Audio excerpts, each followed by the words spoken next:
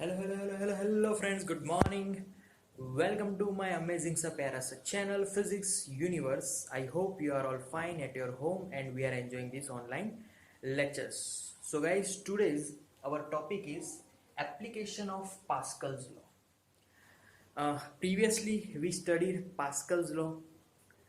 Application of Pascal's law, we just use this law in hydraulic machines like hydraulic press, hydraulic brakes, hydrauलिक या फिर hydraulic जो lift. Yes, clear. So these are the applications, but how can we apply Pascal's law to this hydraulic machines, वो आज हम लोग समझने वाला है इस टॉपिक में.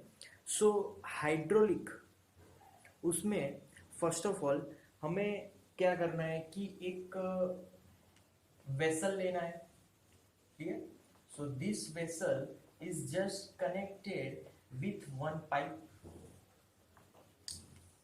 सो यहां पर एक वेसल लिया, वेसल के साथ पिस्टन हमने कनेक्ट कर दिया है. ये हमारा पिस्टन है इतना, ठीक है, और ये पिस्टन का हैंडल है. Okay. So this is our vessel, this is our piston, this is our vessel.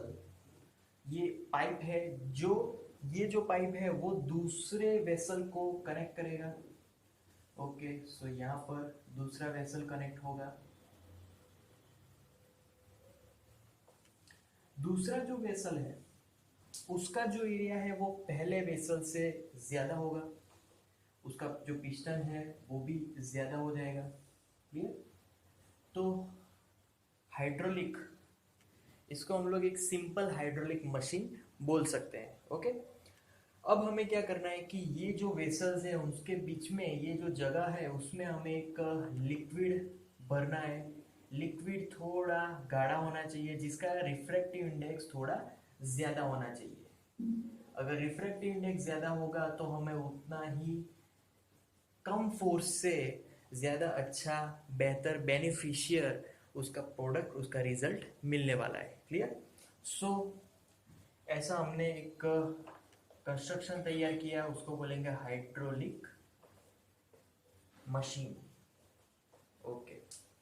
So hydraulic machine हमने यहाँ पर पॉइंट्स रख देंगे, तो पॉइंट से पता चलेगा कि क्या करना है. पिस्टन को मैं नाम दे देता हूँ A. This piston we name it as B. Vessel को नाम दूंगा, this one is P and this one is Q. And this pipe I named it as capital R. Clear. अब क्या करना है कि ये जो लेफ्ट हैंड साइड वाला वेसल है उस पे फोर्स लगाना है डाउनवर्ड डायरेक्शन में. That force is F1 and this area of our piston that is A1. तो पिस्टन का एरिया मैं यहां पर लिख लेता हूं A1. क्लियर. तो F1 फोर्स पिस्टन पे और एरिया पिस्टन का एरिया A1. अब ये एरिया ज्यादा है, इसको मैं एरिया बोल दूंगा A2. And due to this force pressure is exerted on this liquid, and via that pressure we get the lift upward side of the piston. अब कैसे? तो अकॉर्डिंग टू पास्कल लॉ, यहां पर जो प्रेशर बन रहा है due to our force, that pressure I name it as P1 is equal to force upon area. Clear. तो यहां पर प्रेशर है force upon area. Okay. Now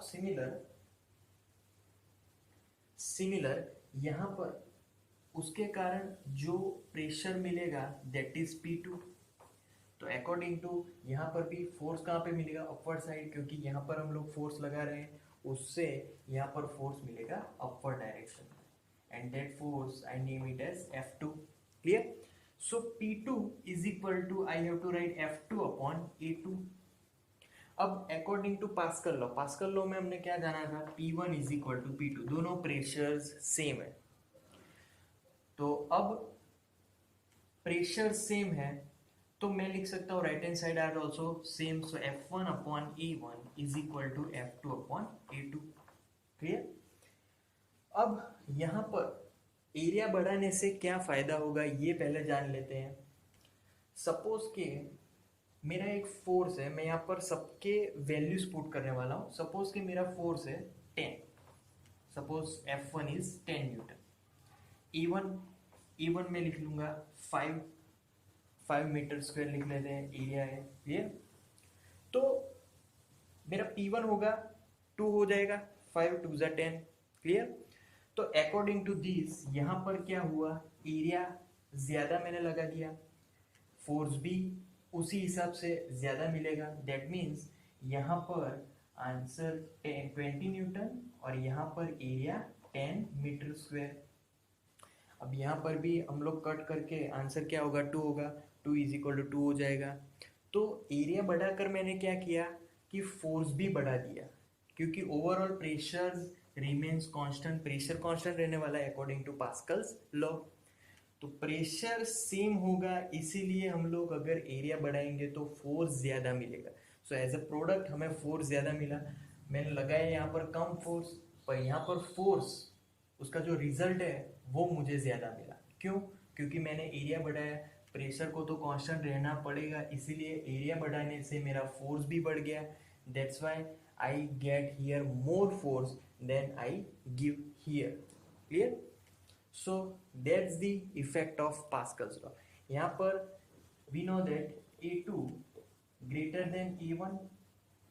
Similar, if A2 is greater than A1, then F2 is greater than F1. Clear? तो F2 ज़्यादा हो जाएगा because A2 is more than A1. Clear? So that's it for today, guys. That's the application of our Pascal's law. Thank you so much to listening my video lectures till the end. That means a lot to me. Thank you very much.